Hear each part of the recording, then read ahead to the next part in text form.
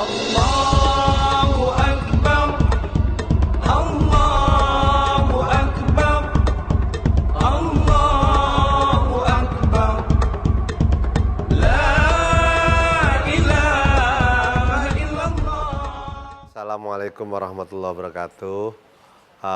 Saya sebagai Menteri Riset Teknologi dan Pendidikan Tinggi melakukan mudik lebaran itu seperti masyarakat Indonesia pada umumnya. Dan alhamdulillah pada lebaran kemarin saya bisa bertemu dengan orang tua, anak-anak, keluarga, saudara, keponakan semua. Dan saya semua lakukan hal ini semata-mata ingin bertemu sama keluarga semuanya yang selama ini tidak pernah kami lakukan atau lama tidak dilakukan. Maka dengan momentum lebaran kemarin saya sangat-sangat menikmati perjalanan mudik dari Jakarta menuju kampung saya.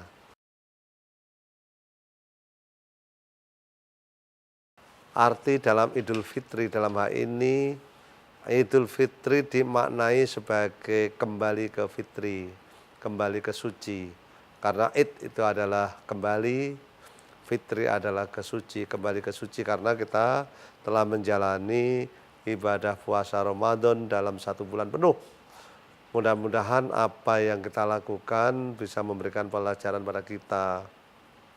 Maka dengan Idul Fitri inilah yang menjadi sangat penting, perjalanan-perjalanan apa saja yang kita lakukan dalam bulan suci Ramadan kemarin adalah dalam tahap mengevaluasi diri. Mudah-mudahan perjalanan inilah akan menjadikan seseorang kalau ingin melihat, mereview, mengevaluasi masa-masa lalu kita, inilah yang harus kita lakukan pada masa yang akan datang lebih baik. Ini akan mencapai titik sukses yang akan lebih baik lagi.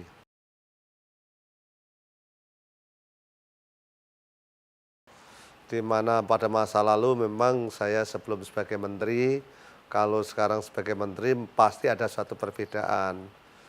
Nah, karena sebagai menteri, karena ini prioritas adalah pada kepentingan negara, semua harus kita lakukan, maka semuanya lah harus kami curahkan untuk mengabdi pada negara.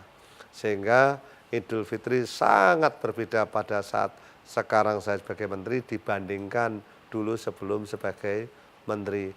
Bagi saya harus berubah cara pandang, di mana saja kita sama untuk mengabdi negara. Kalau kita lihat sebagai bagian dari bangsa Indonesia, masyarakat Indonesia, maka kita harus memberikan pembelajaran pada anak bangsa. Perlu kita namanya kerja keras, perlu kita mengevaluasi apa yang kita lakukan. Barangkali yang kita lakukan itu masa lalu adalah sesuatu yang kurang baik, maka harus kita perbaiki. Yang kedua, yang sudah baik kita tingkatkan. Kalau kita ingin menjadi orang sukses, maka kita harus melakukan evaluasi diri kita dengan kritikan orang lain sebagai masukan untuk memperbaiki diri kita. Barangkali dari kita sendiri tidak mampu mengevaluasi diri kita, ternyata ada orang lain yang bisa mengevaluasi diri kita, apakah dengan sesama atau dengan bawahan. Bawahan pun jangan dipandang itu adalah sebagai mengkritisi pada atasan. Itu adalah masukan pada seseorang. Kita harus menyikapi diri kita adalah bagian dari manusia. Maka dengan kritikan, masukan dari orang lain untuk memperbaiki diri kita. Kalau kita bisa lakukan ini, pasti kita akan menjadi orang yang sukses di negeri ini.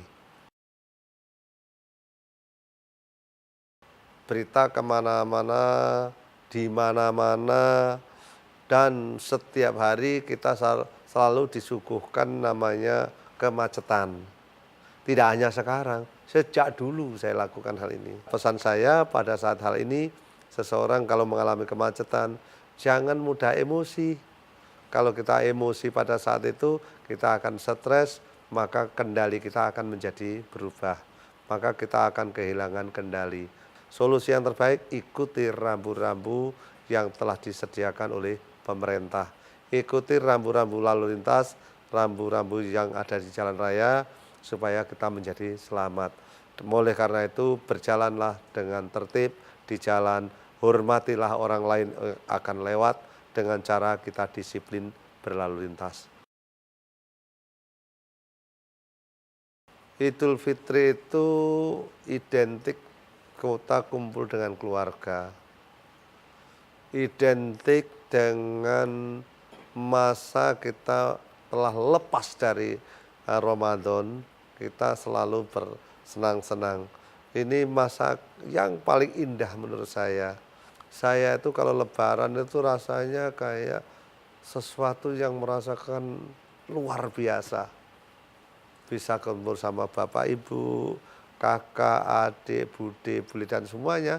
Rasanya ini adalah suatu yang luar biasa. Sehingga ini yang tidak saya lupakan sampai tua.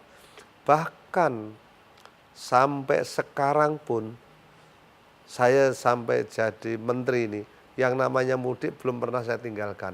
Pasti masih kami lakukan. Sehingga kalau kita katakan sudah lepas dari rumah itu sekitar 40 tahun yang lalu lah. Rasanya mudik menjadi keharusan bagi saya, bisa untuk kumpul keluarga. Tapi bedanya untuk sekarang, mungkin masa untuk mudik tidak seperti dulu, yang begitu panjang bisa 10 hari, bisa 1 minggu lebih. Kalau sekarang 3 hari, 4 hari sudah cukup lah itu melakukan mudik sekarang itu.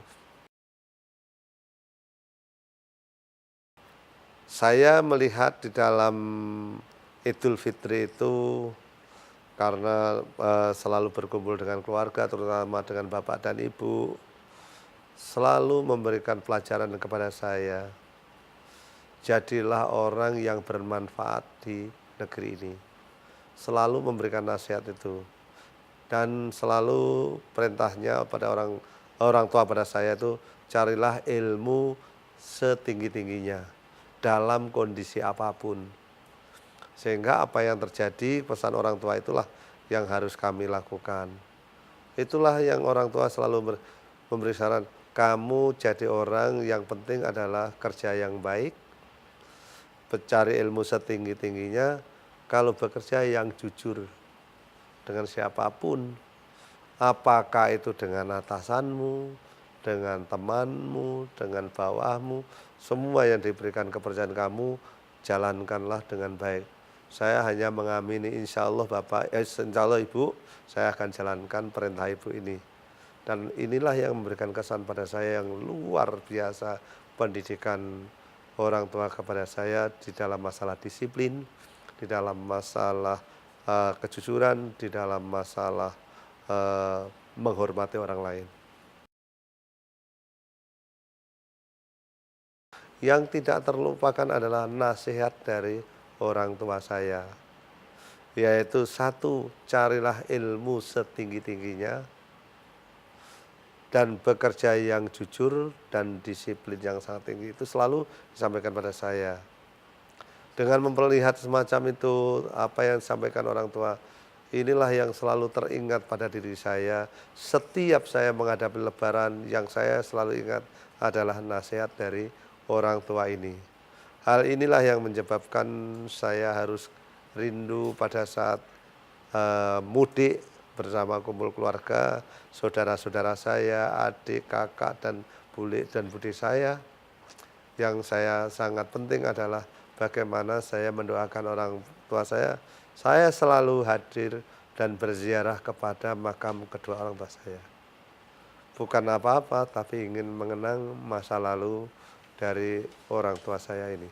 Hal-hal inilah yang menjadi penting menurut saya untuk menjadi orang yang selalu mendengarkan, mengingat nasihat dari orang tua.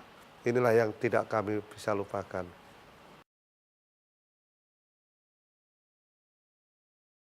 Yang saya tanamkan diri saya adalah sesuai nasihat orang tua itu.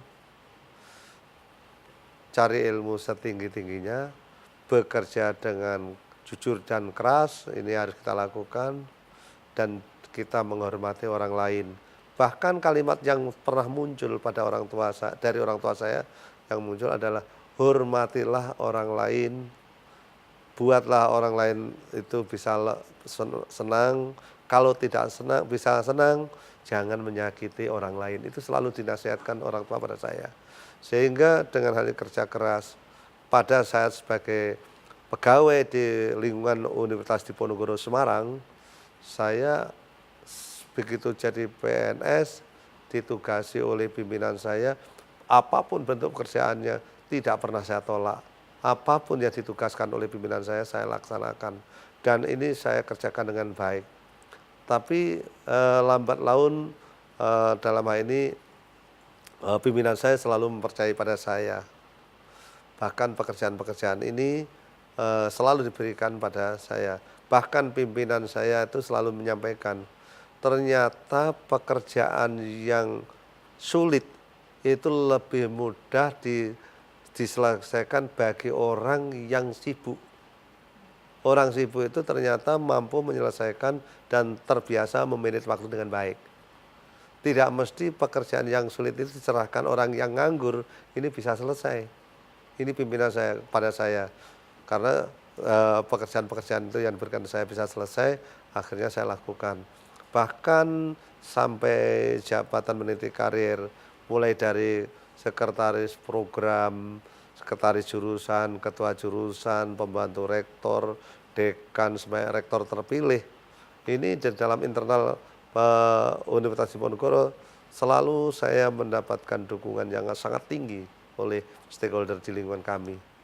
Inilah yang berarti wujud kepercayaan yang diberikan kepada saya sangat tinggi sekali. Nah, kepercayaan yang diberikan pada saya ini bagi saya adalah pukulan yang sangat berat pada saat itu. Saya tidak punya pengalaman sebagai menteri kan, ditunjuk sebagai menteri, apa yang harus saya lakukan? Tapi saya hanya niat baik adalah saya ingin kerja keras dan niat sebaik-baiknya untuk negara. Insya Allah Allah memberikan petunjuk pada saya. Alhamdulillah sampai sekarang saya dipercaya oleh Bapak Presiden untuk memimpin Kementerian Riset Teknologi dan Pendidikan Tinggi.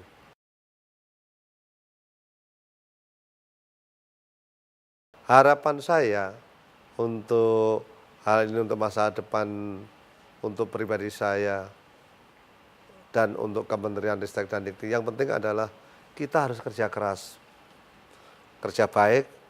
Kita tidak bisa bekerja sendirian, kita perlu kerja tim. Nah, sekarang apa yang harus kita lakukan di Kementerian Ristek dan Dikti? Saya selalu menyampaikan visi yang ada di Kementerian Ristek dan Dikti adalah bagaimana Kementerian Ristek dan Dikti untuk membangun negeri ini adalah untuk mencapai daya saing bangsa. Inilah yang menjadi penting. Daya saing bangsa lah yang harus kita tonjolkan dan harus kita capai secara bersama-sama, secara tim untuk mencapai tujuan Kementerian Ristek dan Dikti. Kalau kita bisa mencapai ini, insya Allah Kementerian Ristek dan Dikti akan menjadi suatu kementerian yang sukses untuk membangun negeri ini, yaitu mencapai pada daya saing bangsa tersebut.